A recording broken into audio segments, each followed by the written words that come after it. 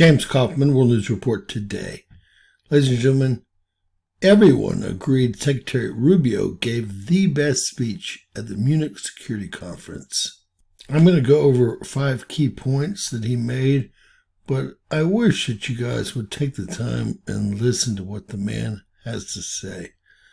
Secretary of State Marco Rubio dropped some epic truth bombs while speaking at the Munich Security Conference, where he urged Europe to work with the United States to preserve Western civilization.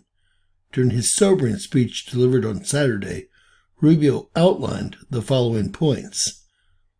The U.S. and Europe are brothers who must join forces to save Western culture, which has been responsible for advancing human civilization. Christianity is the foundation of Western civilization, and the U.S. and Europe must defend Christianity together. The sham leftist notion of a borderless society has been a recipe for disaster that has destabilized the entire West.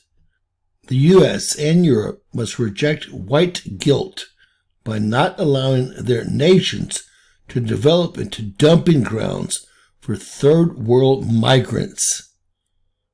Unfettered mass migration is destroying Western nations and erasing Western culture. Rubio reminded Europe of its long shared history with the United States and how they forged Western civilization, and indeed human civilization. Quote, "We are part of one civilization, Western civilization," Rubio insisted. We gather here today as members of a historic alliance, an alliance that saved and changed the world. You know, when this conference began in 1963, it was in a nation, actually it was on a continent, that was divided against itself. The line between communism and freedom ran through the heart of Germany. The first barbed fences of the Berlin Wall had gone up just 2 years prior. And just months before that first conference, before our predecessors first met here in Munich, the Cuban Missile Crisis had brought the world to the brink of nuclear destruction. Even as World War II still burned fresh in the memory of Americans and Europeans alike, we found ourselves staring down the barrel of a new global catastrophe, one with the potential for a new kind of destruction, more apocalyptic and final than anything before in the history of mankind. The time of that first gathering, Soviet communism was on the march. Thousands of years of Western civilization hung in the balance. At that time, victory was far from certain. But we were driven by a common purpose. We were unified not just by what we were fighting against. We were unified by what we were fighting for. And together, Europe and America prevailed. And a continent was rebuilt. Our people prospered. In time, the East and West blocks were reunited. A civilization was once again made whole. That infamous wall that had cleaved this nation into two came down, and with it an evil empire. And the East and West became one again. But the euphoria of this triumph led us to a dangerous delusion that we had entered, quote, the end of history, that every nation would now be a liberal democracy, that the ties formed by trade and by commerce alone would now replace nationhood, that the rules-based global order, an overused term, would now replace the national interest, and that we would now live in a world without borders where everyone became a citizen of the world. This was a foolish idea that ignored both human nature and it ignored the lessons of over 5,000 years of recorded human history. And it has cost us dearly. In this delusion, we embraced a dogmatic vision of free and unfettered trade, even as some nations protected their economies and subsidized their companies to systematically undercut ours, shuttering our plants, resulting in large parts of our societies being deindustrialized, shipping millions of working and middle-class jobs overseas, and handing control of our critical supply chains to both adversaries and rivals. We increasingly outsourced our sovereignty to international institutions while many nations invested in massive welfare states at the cost of maintaining the ability to defend themselves. This, even as other countries have invested in the most rapid military buildup in all of human history and have not hesitated to use hard power to pursue their own interests. To appease a climate cult, we have imposed energy policies on ourselves that are impoverishing our people, even as our competitors exploit oil and coal and natural gas and anything else, not just to power their economies, but to use as leverage against our own. And in a pursuit of a world without borders, we opened our doors to an unprecedented wave of mass migration that threatens the cohesion of our societies, the continuity of our culture, and the future of our people. We made these mistakes together. And now, together, we owe it to our people to face those facts and to move forward to rebuild. Under President Trump, the United States of America will once again take on the task of renewal and restoration, driven by a vision of a future as proud, as sovereign, and as vital as our civilization's past. And while we are prepared, if necessary, to do this alone, it is our preference and it is our hope to do this together with you, our friends here in Europe. For the United States and Europe, we belong together. America was founded 250 years ago, but the roots began here on this continent long before. The men who settled and built the nation of my birth arrived on our shores carrying the memories and the traditions and the Christian faith of their ancestors as a sacred inheritance, an unbreakable link between the old world and the new. We are part of one civilization, Western civilization.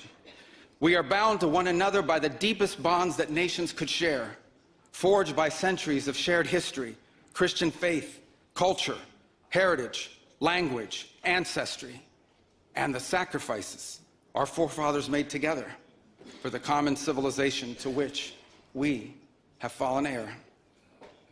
And so this is why we Americans may sometimes come off as a little direct and urgent in our counsel. This is why President Trump demands seriousness and reciprocity from our friends here in Europe. The reason why, my friends, is because we care deeply.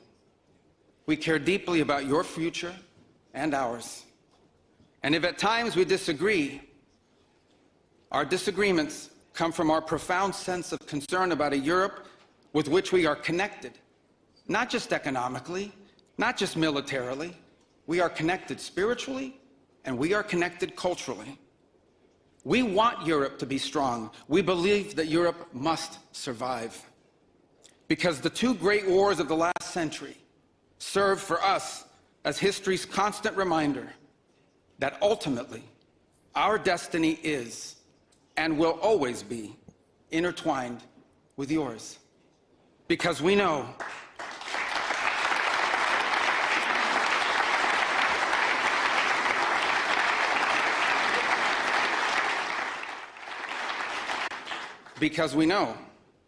that the fate of Europe will never be irrelevant to our own. National security, which this conference is largely about, is not merely a series of technical questions.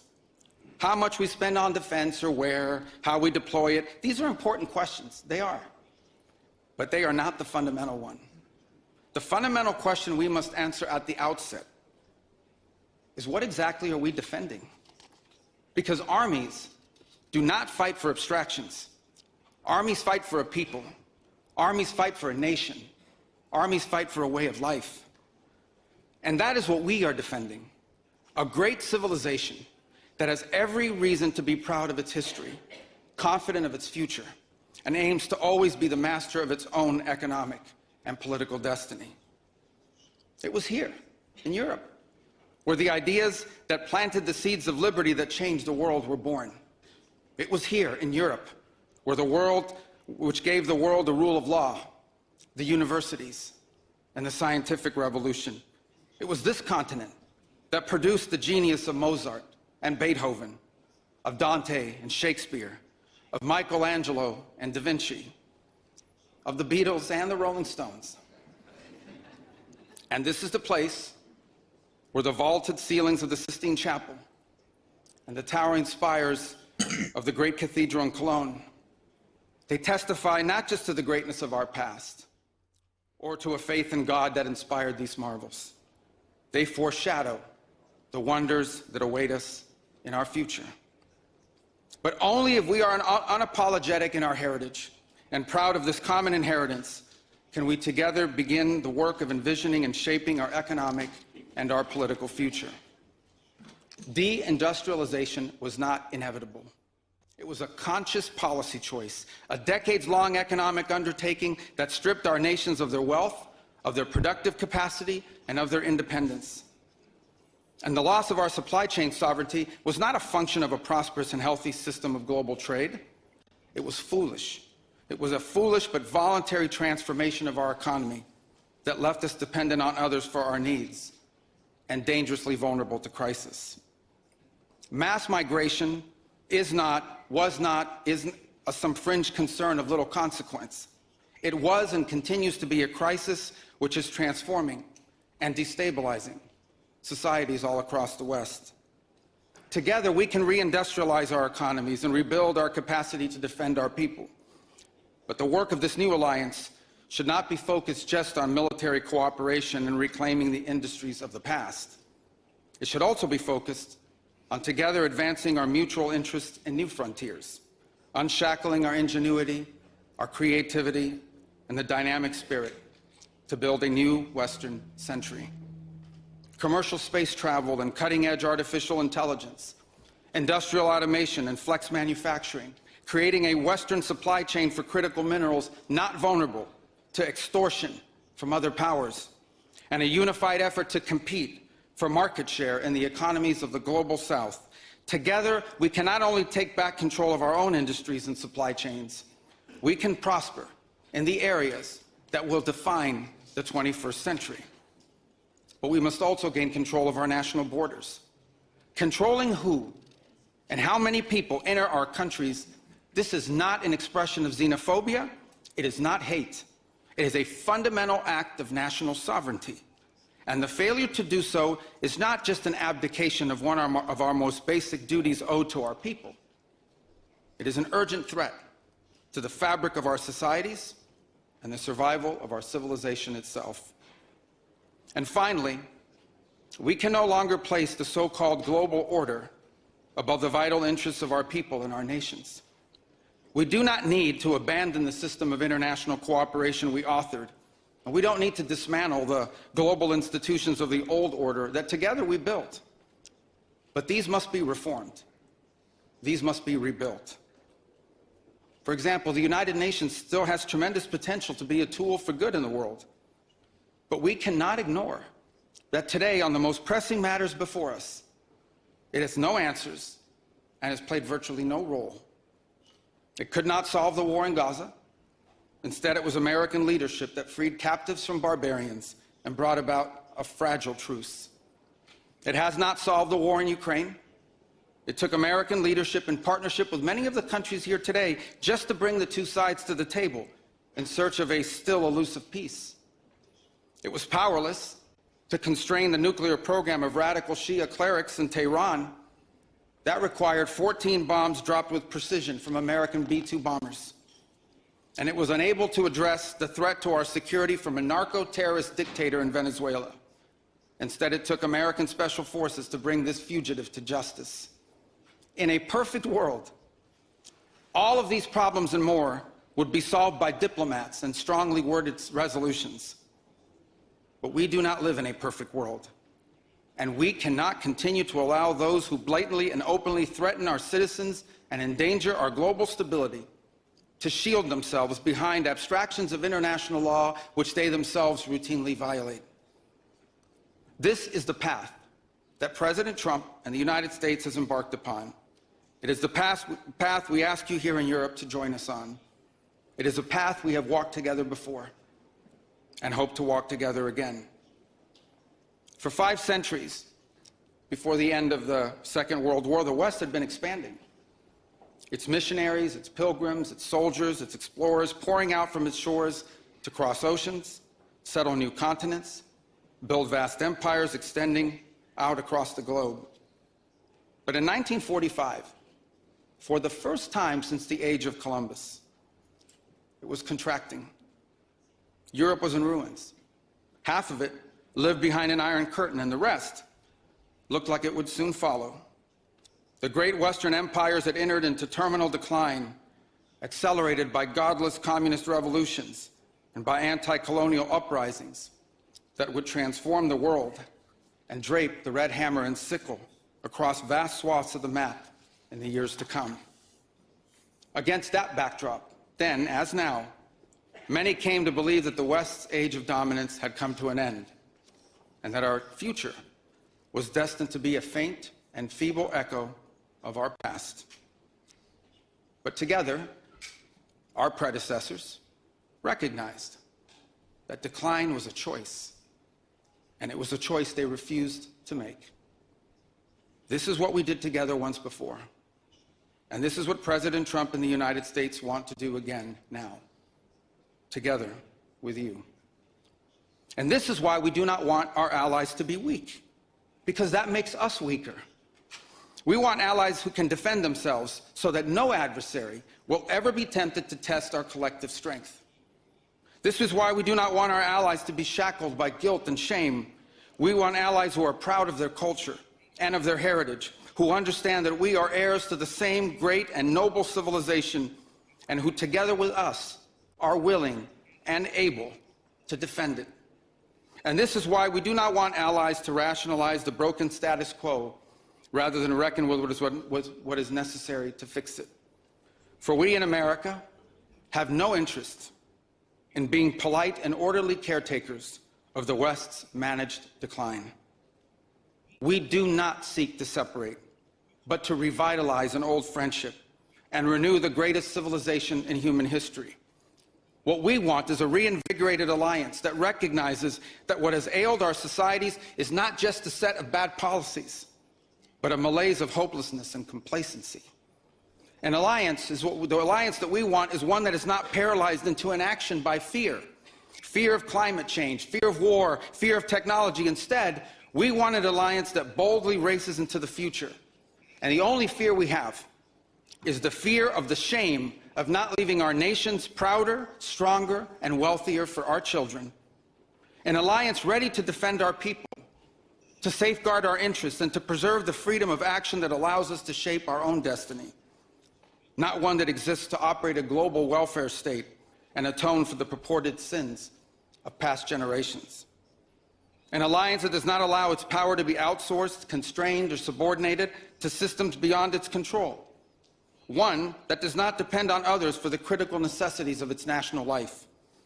And one that does not maintain the polite pretense that our way of life is just one among many, and that asks for permission before it acts.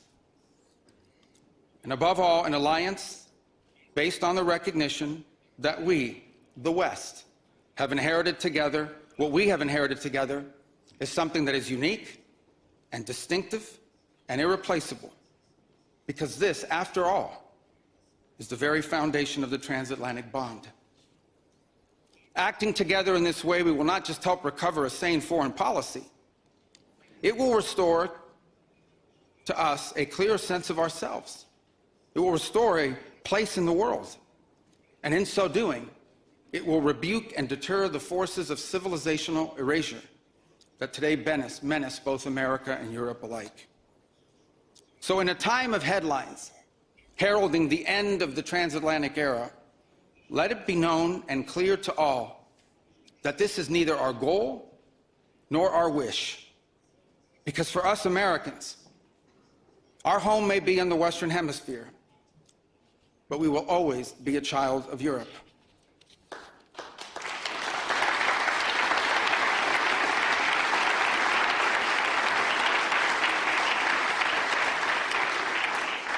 Our story began with an Italian explorer. whose adventure into the great unknown to discover a new world brought Christianity to the Americas and became the legend that defined the imagination of our pioneer nation. Our first colonies were built by English settlers, to whom we owe not just the language we speak, but the whole of our political and legal system. Our frontiers were shaped by Scots-Irish, that proud, hardy clan from the hills of Ulster that gave us Davy Crockett and Mark Twain and Teddy Roosevelt and Neil Armstrong. Our great Midwestern heartland was built by German farmers and craftsmen who transformed empty plains into a global agricultural powerhouse. And by the way, dramatically upgraded the quality of American beer. Our expansion into the interior followed the footsteps of French fur traders and explorers whose names, by the way, still adorn the street signs and town names all across the Mississippi Valley. Our horses, our ranches, our rodeos, the entire romance of the cowboy archetype that became synonymous with the American West. These were born in Spain. And our largest and most iconic city was named New Amsterdam before it was named New York. And you know that in the year that my country was founded, Lorenzo and Catalina Giraldi lived in Casal Monferrato in the Kingdom of Piedmont, Sardinia. And Jose and Manuela Reina lived in Sevilla, Spain. I don't know what, if anything, they knew about the 13 colonies which had gained their independence from the British Empire. But here's what I'm certain of. They could have never imagined that 250 years later, one of their direct descendants would be back here today on this continent as the chief diplomat of that infant nation. And yet here I am, reminded by my own story that both our histories and our fates will always be linked. Together we rebuilt a shattered continent in the wake of 2 devastating world wars. When we found ourselves divided once again by the Iron Curtain, the Free West linked arms with the courageous dissidents struggling against tyranny in the East to defeat Soviet communism. We have fought against each other, then reconciled, then fought, then reconciled again. And we have bled and died side by side on battlefields from Kapyong to Kandahar. And I'm here today to leave it clear that America is charting the path for a new century of prosperity, and that once again, we want to do it together with you, our cherished allies and our oldest friends.